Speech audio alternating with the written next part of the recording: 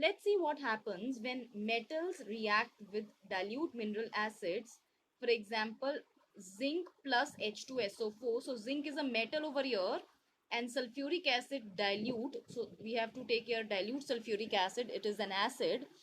Now what happens is zinc is electropositive. It reacts with the electronegative sulfate producing salt, that is ZnSO4.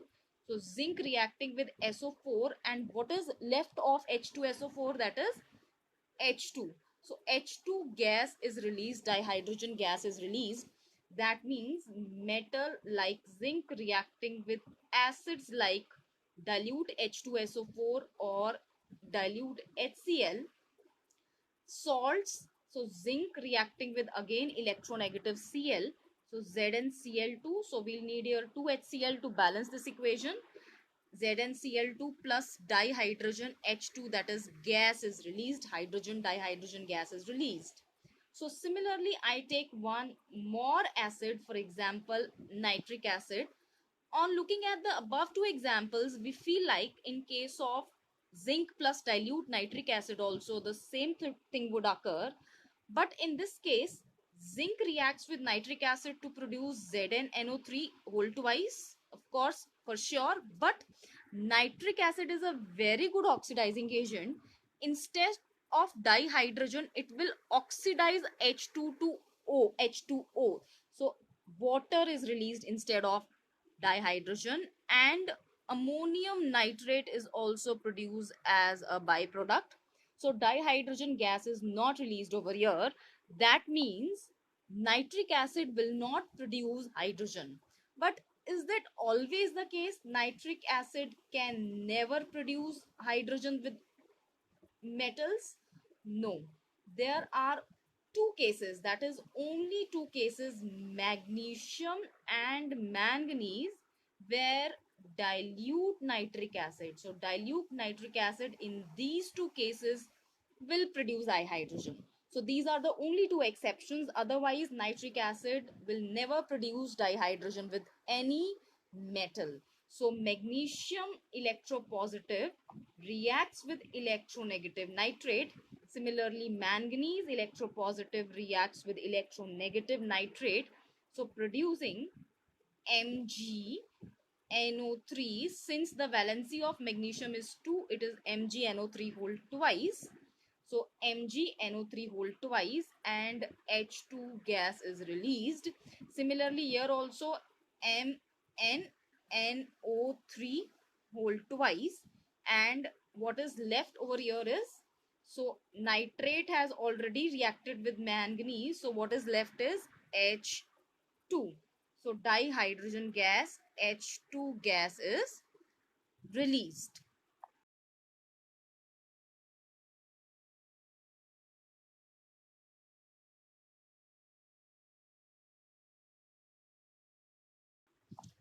Similarly, metals like iron, magnesium, aluminium, and sodium also reacts with dilute acids. So maybe HCl or sulfuric acid, but not nitric acid. So HCl or sulfuric acid producing again Fe will react with HCl producing FeCl3. So this is 3 hydrogen, that is product hand side it will be 3 by 2 H2. Similarly, magnesium reacts with HCl producing MgCl2, and 2 hydrogens are liberated. So aluminium also reacts with electronegative chlorine producing Al, because Al is plus 3, so Al plus 3, AlCl3, and 3 by 2 H2 is left. Similarly, Na also reacts with Cl forming NaCl, and so this is 1 HCl, so this is half mole of hydrogen. So in all these cases, hydrogen gas is produced.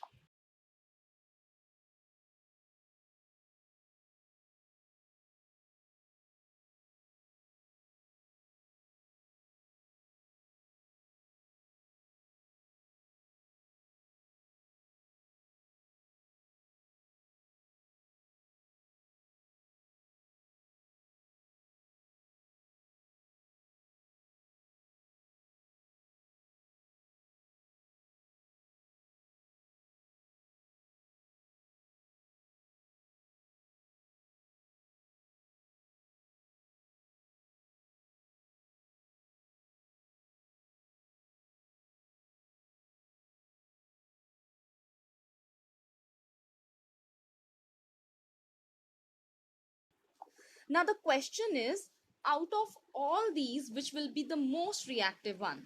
Now all these are exothermic reactions, but the sodium reacting with HCl is highly exothermic, and it is very dangerous because it may produce flames. The reaction may catch fire also. So this is a very explosive, very vigorous reaction occurring over here. So how do we know that out of these, iron, magnesium, aluminium and sodium, which reacts fastest and most vigorously with any dilute acid like HCl or sulfuric acid? So to understand this, we have to understand one term known as reactivity series. So reactivity series is arrangement of group of atoms which lets us know which atom or metal is most or least reactive. So to understand this concept, we'll understand one thing, that if size of atom increases, now if the size of atom is small, electron is attached, outermost electron is attached to proton, that is central positive charge, very strongly. If size of atom is bigger, the outermost electron is loosely bound to the atom. Now which electron is loosely bound and easy to remove? That is the bigger size one. Electron will be easily removed. For example, from sodium and potassium, so down the group in periodic table, from sodium to potassium, size increases, therefore the loss of electron is also easy in potassium. Therefore potassium can easily change to K plus, K positive potassium cation. So the reactivity of potassium will be more than sodium. So let's try to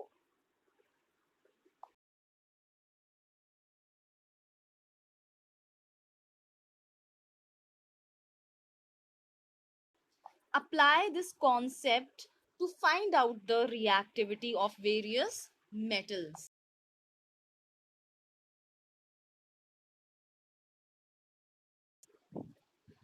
Now, we have already studied a simple concept, that from sodium to potassium, that is down the group, reactivity increases.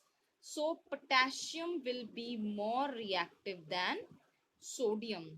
So atomic number 11 is sodium, and magnesium is atomic number 12, and potassium is 19, calcium is 20. So if down the group reactivity increases, so left to right reactivity will decrease. That will be opposite. So that means from potassium to calcium reactivity decreases, from sodium to magnesium reactivity decreases, but from magnesium to calcium reactivity down the group increases. So out of magnesium and calcium, calcium will be more reactive, and out of calcium and magnesium, calcium more than magnesium.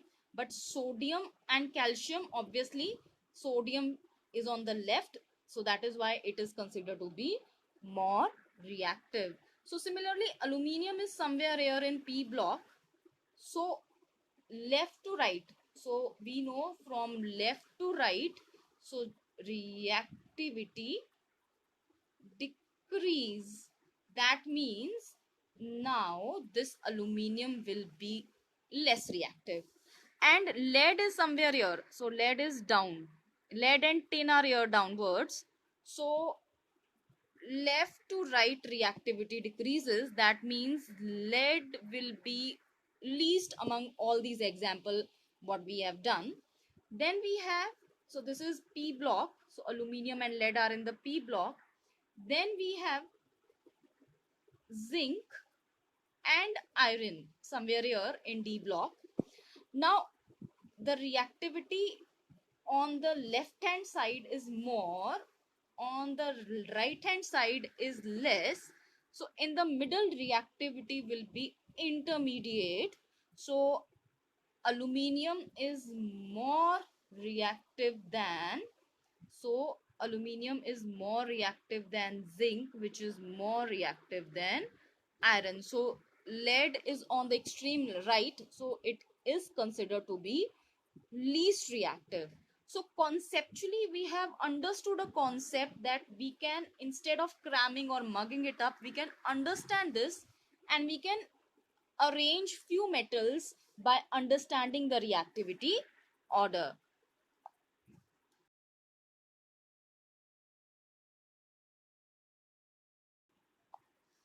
Now arrange we are arranging few metals down the group in the decreasing order of reactivity. So here I am arranging them. So reactivity series is something like that. So potassium, sodium, calcium. We just did potassium more reactive than sodium, more reactive than calcium. Then we have is magnesium, aluminium, zinc, iron, and lead. This we just finished. We just finished understanding this.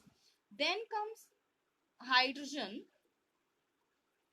copper, silver, and gold. AU. Now, copper, silver, gold, and platinum. So they are coinage metals, and we know that these metals jewelry is made up of. So any jewelry item basically, or any coin items are basically because they don't get reacted very fast with metals or acids or something else, so their reactivity will be minimum. So coinage metals, the reactivity will be minimum. Now down the group we just did potassium is the most reactive, that means here down the group reactivity decreases.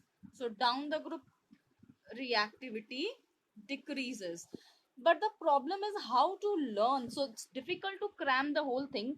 So how to learn easily these reactivity order?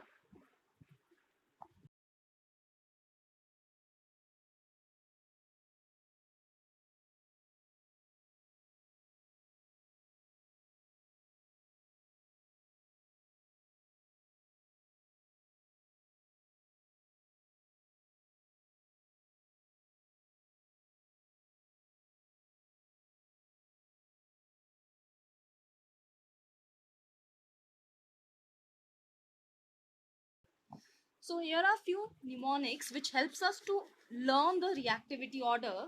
So first I name a sentence, just try to understand it. So the sentence is, Karan, so K named is NAMEDNA, sodium, named his cat, so cat is CA, Maggie, MAGGIE, so MG stands for magnesium. So Karan named his cat Maggie, so down the group KNACAMG. So the second sentence is all zone, so A is aluminium, Al is aluminium, Zn is zone, Fe free, so all zone free public, PU, so PUBLIC public. So all Zn zone, Fe free, PB public. So all zone free public is the second sentence. So Karan named his cat Maggie, all zone free public.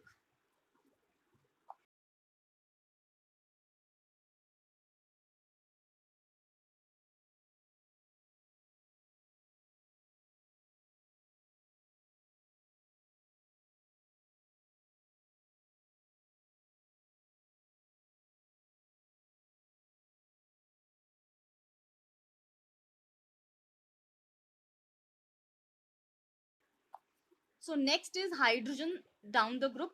After lead is hydrogen.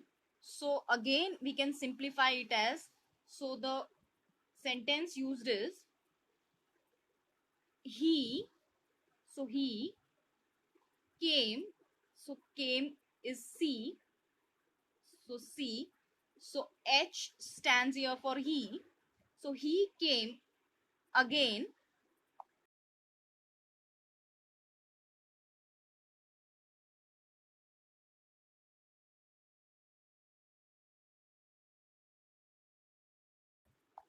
So he came again, AGAIN. So AG is again, alone, ALONE, again AU, alone. So at the party, CPT. So P stands for platinum. So he came again alone at the party. So the metals which are above hydrogen, so the metals which are above hydrogens, they are reactive. So lead, iron, zinc, so bottom to top the reactivity increases, and from top to bottom the reactivity, so it decreases.